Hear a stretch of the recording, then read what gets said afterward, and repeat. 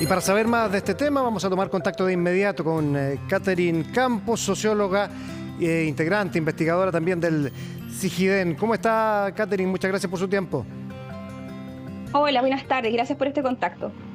Cuéntanos un poquito más de este estudio que da cuenta de una situación dramática, más allá del drama que viven ya las personas por el hecho de vivir en campamento, pero en las zonas de riesgo en que se ubican, ¿no? Exacto. Este informe que realizamos junto a Techo Chile, en mi calidad de investigadora de CIGIDEN participé de este estudio, ¿cierto? Donde se hace una reflexión, ¿cierto?, sobre el tema del riesgo de desastres y la situación de campamento. Acá el Centro de Estudios Socioterritoriales de Techo Chile cruzó información de diversas fuentes de datos para poder identificar dónde están ubicados los campamentos, cuáles son los principales riesgos, ¿cierto?, que están en esa zona. Este informe fue realizado con datos de la región de Arica y Parinacota hasta la región metropolitana, incluyendo la región de Valparaíso, ¿ya? Luego viene una segunda etapa del informe de texto que va a cubrir el resto del sur. ¿Qué es lo relevante de este informe? Que en este informe se consideró información tanto desde el nivel de también de la percepción de las personas que habitan en estos territorios, como también, ¿cierto?, de estos otros instrumentos que mencionaba anteriormente. Y trabajando con datos del 2021, porque sabemos que hoy día hay nuevos datos sobre campamento. De los 225 campamentos que hay en la región de Valparaíso, 182 de ellos están expuestos a riesgo de incendio forestal, ¿ya?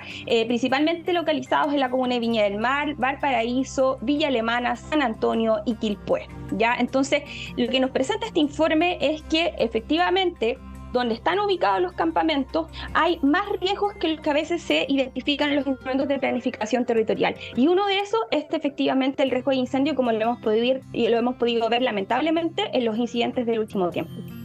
¿Este estudio se había hecho antes? ¿Hay un punto de comparación o es la primera vez que se realiza?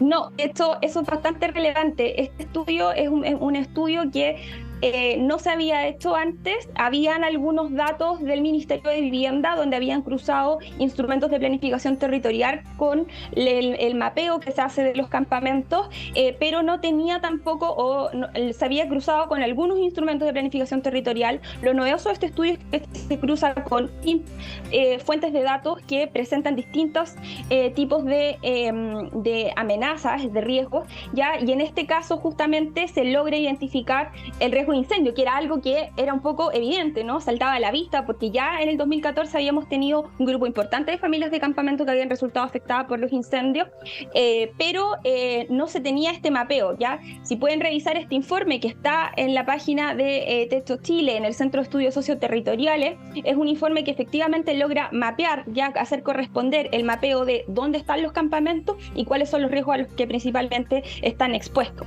Otros elementos que también se consideran, y por eso es un análisis de vulnerabilidad, consideramos elementos que tienen que ver con las condiciones propias del campamento, como las condiciones de habitabilidad, ¿cierto?, el acceso a servicios básicos y ciertas características de la población que de alguna forma van confluyendo y van constituyendo en que el campamento ya se transforme en un espacio ya un poco, no un poco, sino más expuesto, ¿cierto?, a sufrir un impacto negativo ante la activación de una amenaza de mayor envergadura.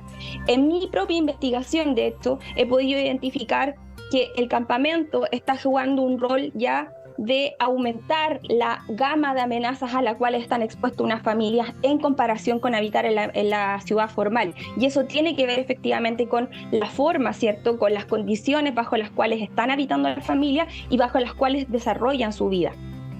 ¿De cuántas personas estamos hablando aproximadamente? Mira, la verdad es que en el caso de la región de Valparaíso estamos, no tengo las cifras como actualizadas aquí a mano, pero estamos hablando de que en el caso de los campamentos expuestos a incendios en la región de Valparaíso, estamos hablando de alrededor de 22.300 familias ya de toda la región de Valparaíso que estarían mayormente expuestas a el tema del incendio forestal. Ahora, esa no es la única amenaza, ya ese es el tema, que acá estamos hablando de escenarios multiamenazas. Acá hay distintas amenazas que están operando, ¿cierto?, en torno a las cuales están más expuestas las familias de campamento a sufrir un impacto negativo. Por lo tanto, cuando hablamos de prevención o de pensar en prevención, ya tenemos que trabajar tanto con el nivel microsocial del hogar, ¿cierto?, como prevenimos y cómo mejoramos las condiciones bajo las cuales hoy día están habitando las familias, como decía anteriormente, materialidad, la forma en que acceden a los servicios básicos, ver si hay situaciones de hacinamiento y otros problemas que finalmente derivan en que las personas vivan en condiciones inseguras e inadecuadas que aumentan el riesgo de desastre. Pero al mismo tiempo también hay que trabajar en otras medidas de mayor envergadura, ya hay que trabajar, ya hay que pensar cómo generar medidas de mitigación ya que pueden ser incluso provisorias, ya que he escuchado mucha discusión en el último tiempo de cómo invertir en estos territorios, ¿no? Pero incluso pueden ser medidas provisorias, pero la realidad hoy día es que tenemos familias habitando zonas de interfaz y tenemos que pensar cómo reducimos el riesgo de desastre para evitar, ¿cierto?, esta cantidad de víctimas que finalmente terminan afectadas de forma tan cruel, ¿cierto?, por este tipo de activación de amenazas. Claro, en este caso estamos hablando de los incendios, pero también hay otro tipo de amenazas socionaturales. Por ejemplo, en el norte, me imagino, la activación de quebradas, ahora mismo en el verano con las lluvias estivales. ¿Qué otro tipo de amenazas se ven enfrentados los campamentos? Exacto, o sea, en el norte, a ver, tenemos una situación clave. Los campamentos ya son asentamientos que se tienden a asentar en terrenos que están más expuestos a riesgos, ya por eso son terrenos que usualmente no están habitados, ya entonces la gama de riesgos es otra. En el norte efectivamente tenemos el tema de las quebradas, que es un temazo, ya tenemos en la región de Antofagasta, en la región de Atacama incluso, ya tenemos una cantidad importante de campamentos viviendo en zonas aledañas o muy cercanas a quebradas, pero incluso bajo esas condiciones donde uno podría decir como que es algo que te digo yo desde mi experiencia como investigadora, que parece ser la amenaza más relevante. En el caso de los campamentos, el tema del incendio es un tema gravitante, es un temor constante, ¿ya? Y tiene que ver con las conexiones hechizas a la electricidad, que son un riesgo patente en la vida diaria, ¿ya? Pensemos un incendio domiciliario en campamento que parta en una casa, rápidamente se puede extender a otra. Esto ya ha pasado, pensemos en lo que pasó a principios de este año en Iquique. Entonces, hay una presión constante en torno al tema del incendio. El incendio es una preocupación grande para las familias que habitan en estas condiciones, por la materialidad, por la accesibilidad que hay a estas zonas. Entonces, hay otra gama de amenazas, pero cuando uno trabaja con las familias que habitan esos territorios, efectivamente el tema del riesgo de incendio es una preocupación gravitante.